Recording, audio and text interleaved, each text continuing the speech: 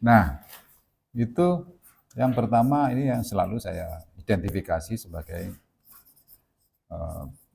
normal value.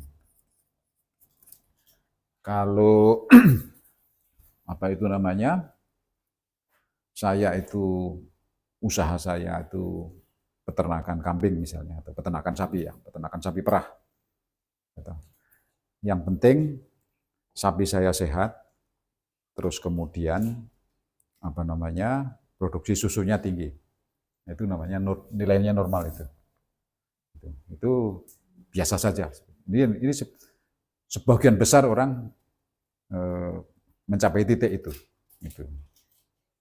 Terus dia harus nilai ini akan turun karena untuk mengurus yang lain yang tidak dipandang sebagai nilai ekonomi.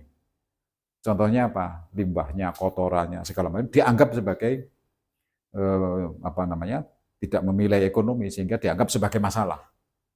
Nah, dianggap sebagai masalah. Karena itu membutuhkan ekstra kerja untuk mengurus itu. Nah, karena itu kemudian nilai normal ini pun turun. Nah, kemudian yang bagaimana supaya dari normal value dicapai, kemudian ada yang namanya added value-nya. Ya.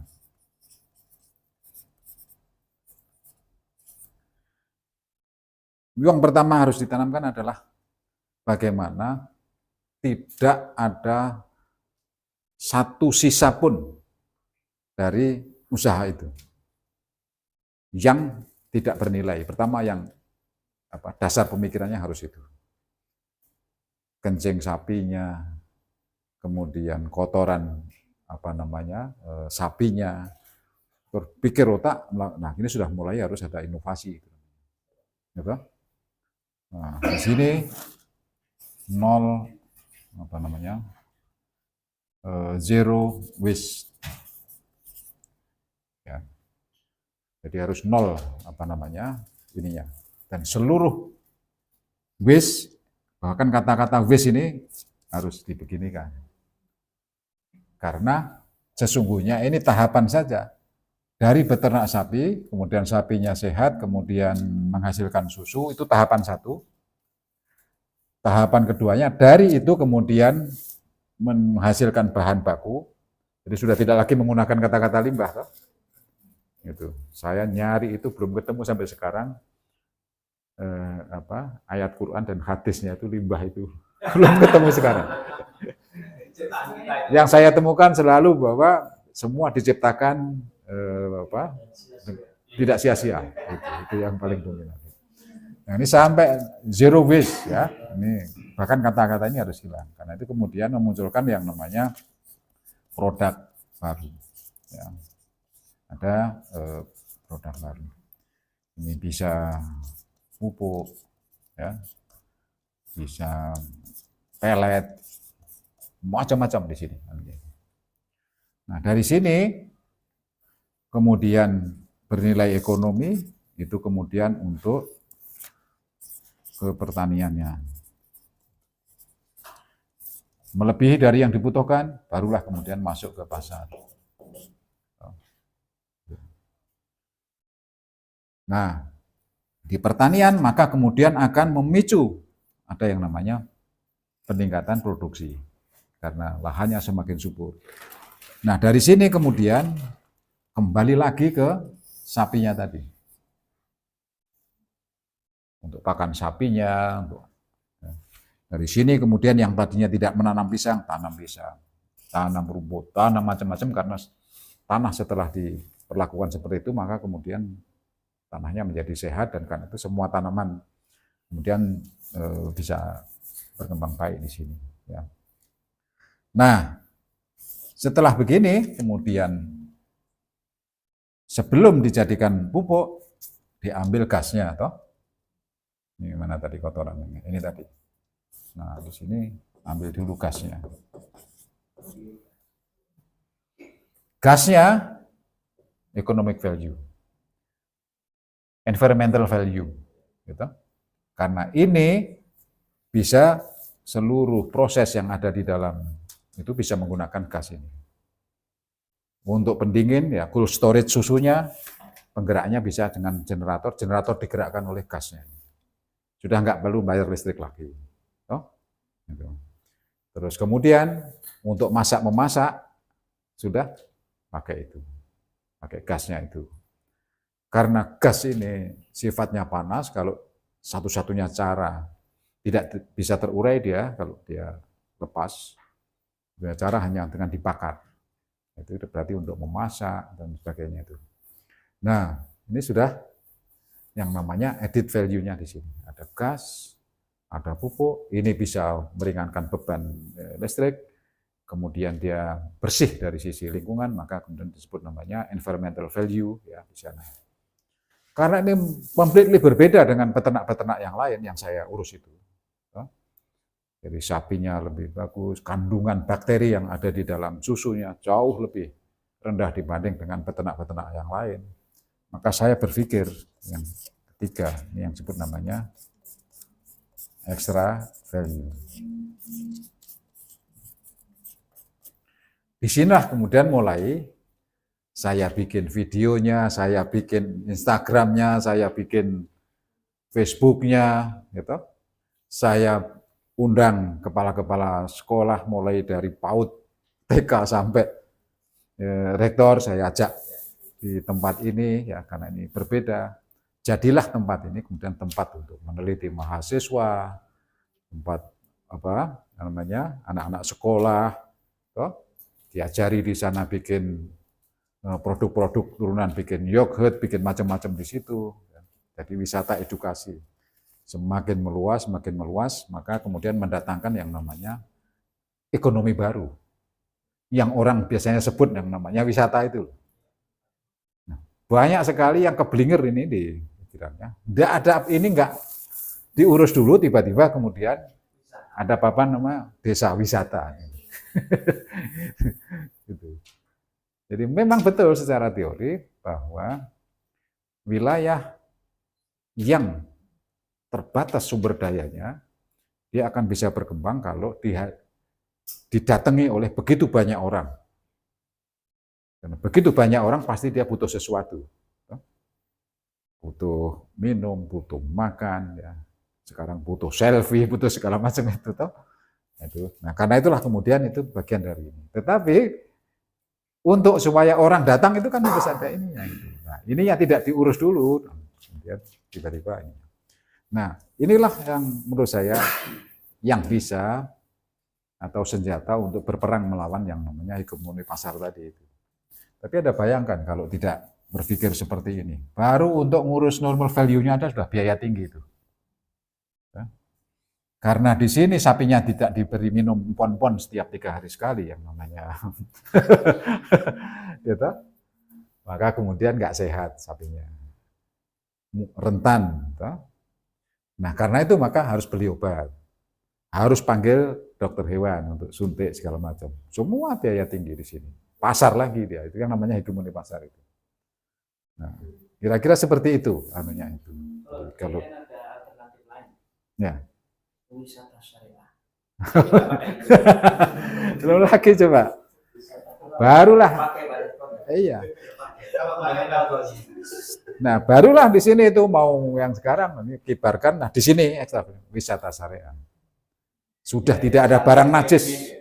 Sudah tidak ada barang najis di sini karena semua sudah terolah. Ya. Sampai kotorannya pun ini ijtihad saya itu. Kotoran sapi pun sudah tidak najis karena yang najis menurut saya adalah gasnya ini yang sangat berbahaya itu. Karena akumulasi ini bisa menimbulkan pemanasan bumi, baunya nggak enak. Bagi yang belum tahu, kalau kotoran sapi sudah diolah di gas, namanya seluri. Seluri itu seperti lumpur, jadi gitu diambil begini, dia sudah nggak bau lagi. Jadi sampai saya bilang ke teman-teman, saya sudah curiga berat bahwa dulu ulama-ulama merumuskan tentang najis itu adalah sesungguhnya ini karena ada kandungan itu. Belum tertulis di kitab ini. Itu. Jadi harus ijtihad itu. Nah, kira-kira seperti ini anunya. Tetapi untuk bisa menciptakan ini butuh riset yang Kalau peternak sapi, kita harus riset. Jadi pakannya apa, dari mana. Begitu komponennya itu kemudian membeli, jangan harap dia akan rumput membeli, pakan membeli, obat membeli. Demikian juga di pertanian. Sama itu dengan manusia yang kita. Demikian juga pertanian, semakin dia banyak membeli, semakin ini maka semakin miskin dia. Nah, semakin banyak disiapkan sendiri, diproduksi, memanfaatkan bahan yang ada di sekitarnya, nah maka kemudian untuk bisa melawan hegemoni pasar tadi. Tidak ada cara lain menurut saya sekarang. Kalau tidak nawaitunya itu melawan hegemoni pasar, jangan bilang mau mesejahterakan masyarakat, enggak itu. Itu sudah minta ampun yang namanya kungkungan itu. Itu yang namanya berjuang yang sesungguhnya menurut saya sudah pelosok mana saja, saya sudah kunjungi soalnya. Sampai yang tidak ada listrik, tidak ada sinyal, tidak. Itu pun sudah betul-betul dikuasai oleh pasar gitu. Benar, Mas. Jadi ini berarti ini menginspirasi untuk terutama nanti di bagian pengambil kebijakan ya, instrumen untuk membuat langkah-langkah. Tapi intinya berarti gini ya, di dalam soal pemberdayaan masyarakat ini kita membuat pendekatan baru ekonomi yang lebih mikro ya. Ekonomi lokal. Ekspenditur. Ekonomi mikro. Menghitung belanja, bukan menghitung pendapatan. Kalau ekonomi makro itu kita kemakan hegemoni pasar. Kalau ekonomi mikro kita memberdayakan dari dalam, menghilangkan capital flight sama capital losses. Economic losses.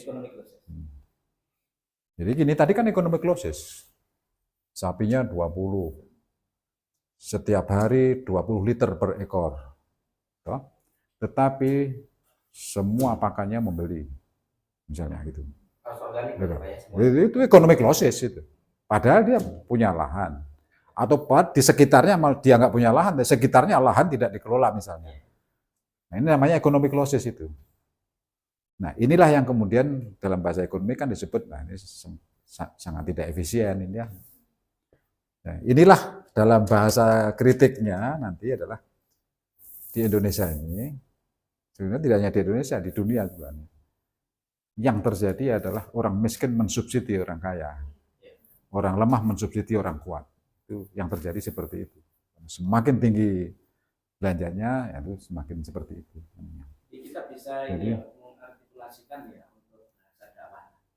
Ekonomi syariah itu ini, yaitu pendekatan ekonomi mikro. Untuk menghilangkan ekonomi losses sama capital flight. Kalau tidak, maka kita akan masuk di dalam alam pembosan. Misalnya begini, Tom, kamu pendapatannya 5 juta per bulan. Terus kamu nggak punya pikiran-pikiran seperti ini, data 5 juta. Dari 5 juta itu terus kemudian untuk makan, listrik, segala macam, itu 4 juta. Jadi kamu masih punya sisa 1 juta per bulan. Pak Wahid, dia penghasilannya 3 juta saja. Lebih besar mana? Besar kamu toh penghasilannya. Tapi Pak Wahid hanya menghabiskan belanja untuk sama tadi, makan, minum, listrik, kendaraan, segala macam tadi, dia hanya 1,5 juta saja. Pilih yang pendapatan 5 juta ini atau pilih pendapatan yang 3,5 juta? Itu cara saya mengenalkan yang namanya ekonomi mikro tadi. Itu dengan masyarakat. Kalau yang dikejar ini, padahal kan pendapatan. Tapi hegemoni pasar yang minta ampun ini, berapapun pendapatanmu itu akan diserap oleh pasar saja. Nah di desa-desa, semakin cepat itu yang namanya capital flight. Jadi mampir saja uang kiriman dari anggota keluarganya yang bekerja di Taiwan, bekerja di Korea, itu mampir saja, pergi lagi. Pergi lagi. Inilah yang disebut namanya capital flight. Nah ini termasuk nanti yang dipetakan itu. Jadi yang seperti ini perlu dipetakan. Jadi dari sisi keuangan, ya, ekonomi, finansial di desa, itu seperti apa? Ada enggak itu yang namanya remiten, uang dari luar yang masuk seperti tadi, kiriman, ya, orang bekerja di kota membawa pulang uangnya, itu berapa, kemudian dia berapa lama dia dipakai apa, nah itu sampai ke situ anunya, untuk kita betul-betul memperoleh gambaran seperti yang saya lakukan, yang saya omongkan tadi. Saya yang omongkan ini kan sebenarnya semua dari hasil penelitian di mana-mana yang saya lakukan. Nah itu kira-kira gambarannya seperti itu, menguap saja. Hasil penjualan satu keluarga 40 ton pala di Kaiman Asin tadi itu. Belum sampai rumah, sudah menguap lagi dia. Karena begitu dia menjual 40 ton tadi, dia kemudian tidak langsung segera pulang, karena bawa uang. Dia tinggal di kota itu bisa 1 minggu. Gitu. Coba. Gitu. Itu yang namanya godaan hegemoni pasar itu minta ampun. Pulang, itu tinggal sedikit uangnya. Sebagian sudah untuk transportasi ke sana, kemari di kota. Gitu. Kira-kira gambarannya seperti itu, kondisinya. Sehingga oleh karena itu saya selalu mengajak untuk tidak menyederhanakan persoalan-persoalan ya, sedemikian dasarnya yang membelenggu pada kehidupan masyarakat itu. Jadi tidak sesederhana seperti yang kita bayangkan. Karena itulah butuh riset untuk mudari ini tadi loh. Karena itu ada bagian-bagian yang sudah sangat beku di dalam masyarakat itu. Seolah ya seperti itu anunya. Hidup itu kira-kira ya seperti itu. Kerja dapat uang, beli kerja dapat, ini sudah dari sisi culture ya. Itu sudah seperti itu anunya gitu. Nah, ini yang kemudian harus dengan penelitian mulai nah ini tadi tidak mungkin model-model penelitian yang dominan selama ini berkembang atau penelitian mainstream itu bisa menembus itu. Nah, karena itulah hanya dengan penelitian-penelitian partisipatif yang sesungguhnya itu yang bisa. Nah, tinggal bagaimana caranya itu adalah masyarakat kemudian bisa bergerak dengan cepat untuk melakukan penelitian terhadap kehidupannya sendiri kan. Karena itu nggak mungkin itu Anda bisa dibayar 3 miliar saja untuk satu desa belum tentu bisa selesai itu. Tetapi dengan masyarakat 3 bulan ini sudah yang 500 atribut, 700 atribut bisa selesai semua itu.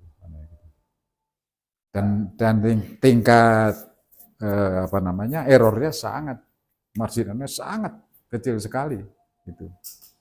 Jadi karena menghindari asumsi. Ya, gimana Pak?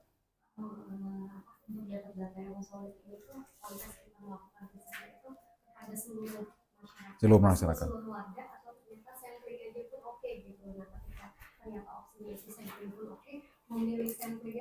Seluruh.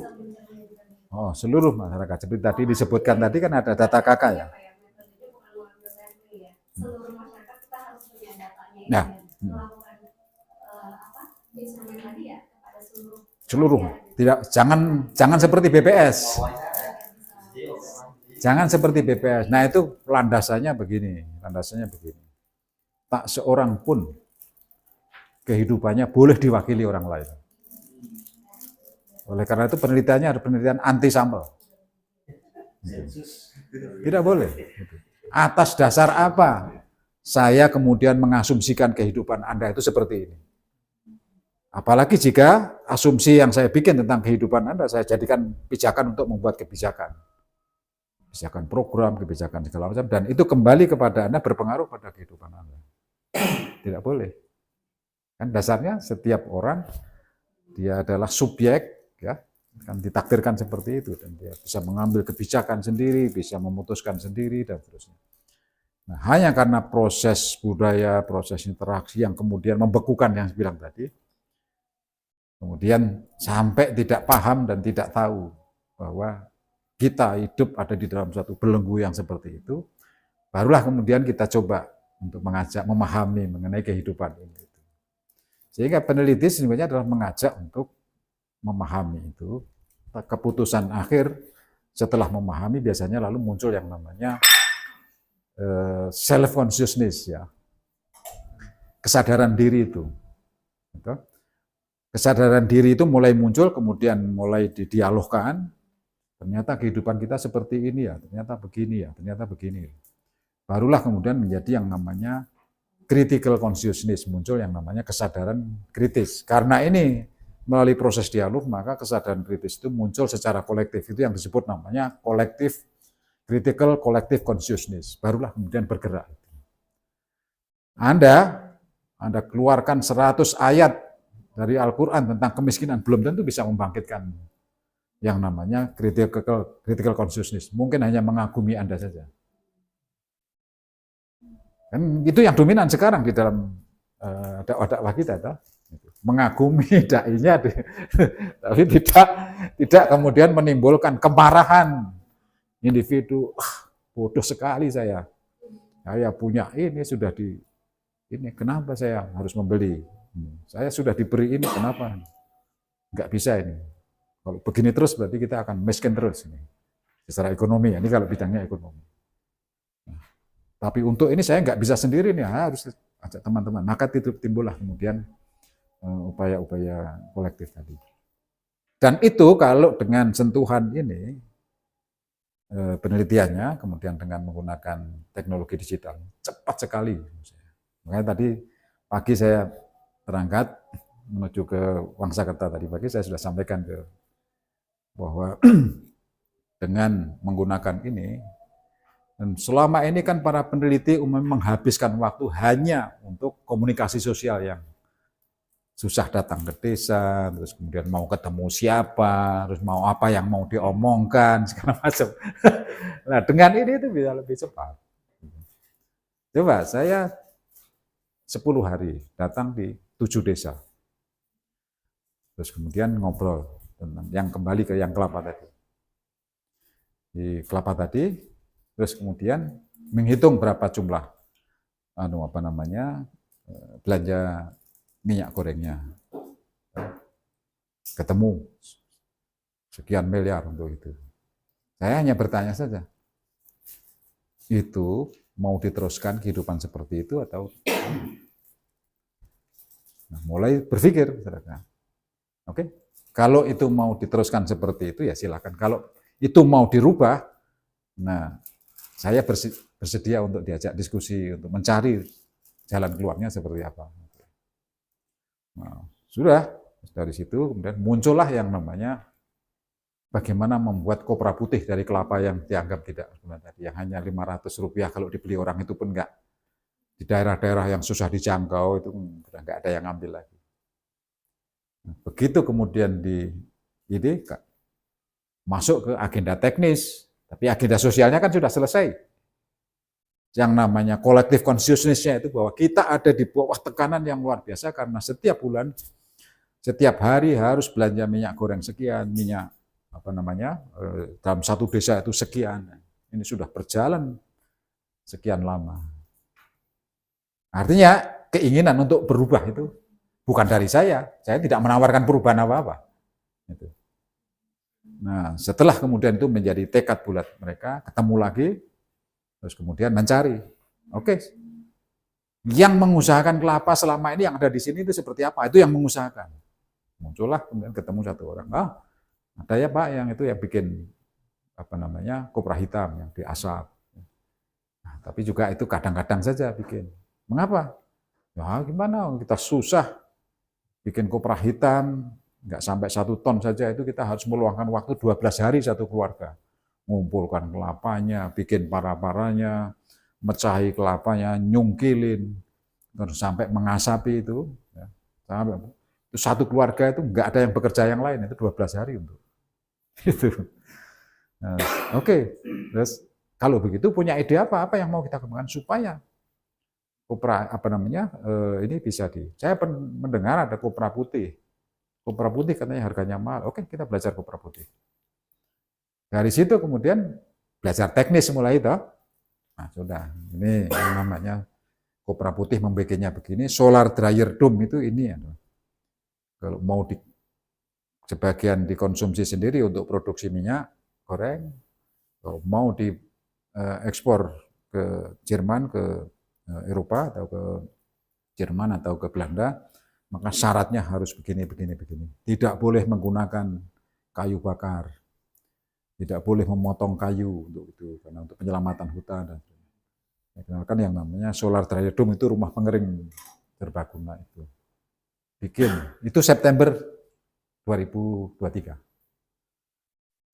Terus kemudian dalam proses perjalanan sampai bulan kemarin itu 7 desa itu, setiap desa membuat kopra putih itu 3 putaran dalam 1 bulan.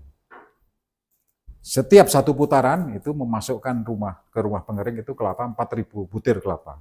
Dari pecah tuh.